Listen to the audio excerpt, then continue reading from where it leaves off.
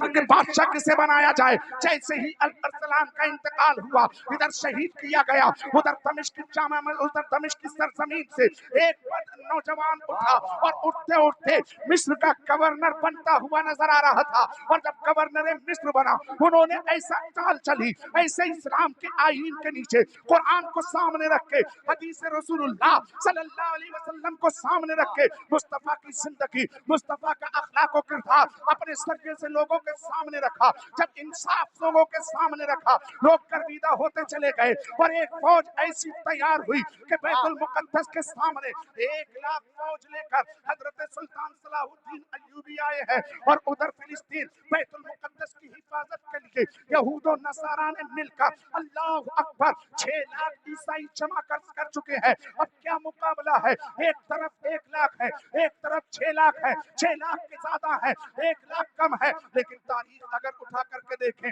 बदर में देखोगे तो मुसलमान कम है, उहद में देखोगे तो मुसलमान कम है, हुनैन में देखोगे तो मुसलमान कम है, खंदक में देखोगे तो मुसलमान कम है, यरमूक में देखोगे तो मुसलमान कम है, खैबर में देखोगे तो मुसलमान कम है, कादसिया में देखोगे मुसलमान कम है, सलासिल में देखोगे मुसलमान कम है, शेरवीरा में देखोगे मुसलमान कम है, मैदान इंताकिया में देखो तो मुसलमान कम है, मदाइन के किले के सामने देखो तो मुसलमान कम है। कोई भी मैदान रहा हो, मुसलमानों की तादाद हमेशा कम रही है। कादसिया के मैदान में 1.5 लाख मुशरिकीन आए हैं और जो है रुस्तम की क़यादत में आए हैं, और इधर साद बिन अबी वक्कास की क़यादत में कुल 15,000 मुसलमान है। लेकिन अल्लाह ने कामयाबी मुसलमानों के सरों पर रखा है, कामयाबी के सेहरा मुसलमानों के सरों पर सजाया है। उधर जब यज़्द के करीब, मदाइन के किले के करीब मुसलमान पहुंचे तो यज़्द ने डर के मारे दजला के तमाम पुलों को तोड़ दिया ताकि मुसलमान इस दरिया को पार न कर सके। लेकिन वो नहीं जानता था ये रुकने वाली कौम नहीं है, ये बढ़ने वाली कौम है। इसके आगे अगर पहाड़ भी आ जाए तो पहाड़ भी इनके सामने, इनके कदमों के सामने बौने नजर आएंगे। अगर इनके सामने तीरों सिपर लेकर के खड़े हो जाओगे, वो तीर तुम्हारे बम बारूद इनके सीनों को छलनी ना कर सकेंगे। ये दरिया की मौजें क्या है, ये पुल तोड़ दिए इस नीयत से कि मुसलमान रुक जाएंगे। नहीं नहीं, तारीख गवाह है, साद बिन अबी वक्कास के आदेश पर मुसलमान दरियाए दजला के अंदर घोड़े समेत कूदे थे। तारीख लिखने वाला हैरान था, हम देखने पर मजबूर थे कि दरियाए दजला के अंदर पानी के कतरे उड़ रहे हैं या रेत के सर्रात उड़ रहे हैं। आखिरकार कहने वाले ने कलम उठा करके उस गुलाम रसूलुल्लाह की शुजाअत और हिम्मत और जसारत को शेर के जरिए पेश किया। दस्त तो दस्त है, दरिया भी न छोड़े हमने, पैरे जुल्मात में दौड़ा दिए घोड़े हमने। नारे तकबीर, नारे रिसालत, नारे रिसालत, लश्करे इस्लाम, नारे तकबीर। मेरे प्यारे, जब सुल्तान सलाहुद्दीन अय्यूबी पहुंचे, 6 लाख हैं, 6 लाख हैं और 6 लाख को मेरे सुल्तान ने उन्हें शिकस्त दी। और जानते हो फिलिस्तीन को, बैतुल मुकद्दस को फतेह करने की कसम सुल्तान सलाहुद्दीन अय्यूबी ने क्यों खाई थी?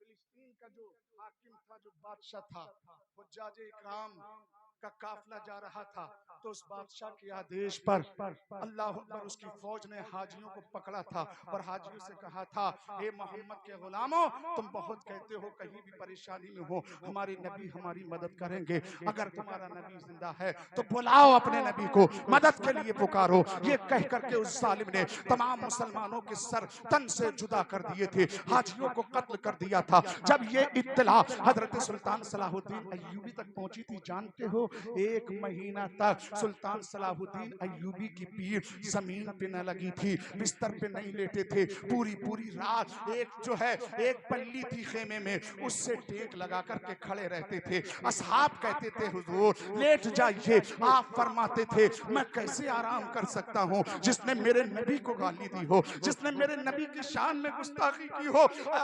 सुल्तान सलाहुद्दीन अय्यूबी उस जालिम को जिंदा देख के अपने आप चैन की नींद सोले, ए मेरे कौम के नौजवानों तुम्हें क्या हो गया है? रोजमर्रा मेरे नबी को गालियां दी जा रही हैं, रोजमर्रा नबी के ऊपर बकवास की जा रही है, रोज नबी की शान में तरह तरह की अंगुश नुमाई की जा रही है। तुम कैसे हो चैन की नींद सो रहे हो? अपने असलाफ की जिंदगी पढ़ो। ये है सुल्तान सलाहुद्दीन अय्यूबी का ईमानी जज्बा। 1 महीने तक बिस्तर पर न लेटे, कसम खा ली थी जब तक उस बादशाह को वासिले जहन्नम न कर दूं, अय्यूबी बिस्तर पर नहीं लेटेगा।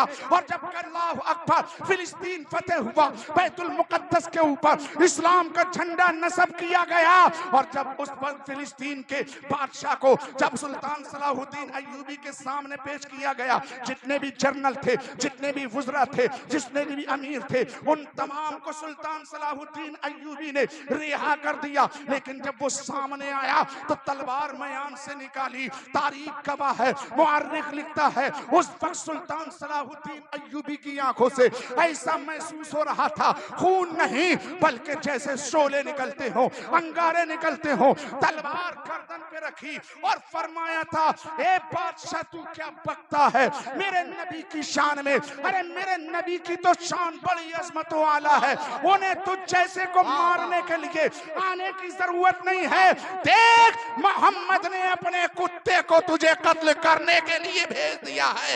ये शान व अजमत थी उन जवानों की, उन मुसलमानों की, उन ईमान वालों की, उन मोमिनों की, मर्द मुजाहिद की। ए मेरे कौम के लोगों, जिस दिन ईमानी जज्बा सुल्तान सलाहुद्दीन अय्यूबी जैसे कौमे मुस्लिम के हर नौजवान के सीने में आ जाएंगे, यकीनन उस दिन दुनिया से कुफ्र मिट जाएगा, इस्लाम बुलंदो बाला हो।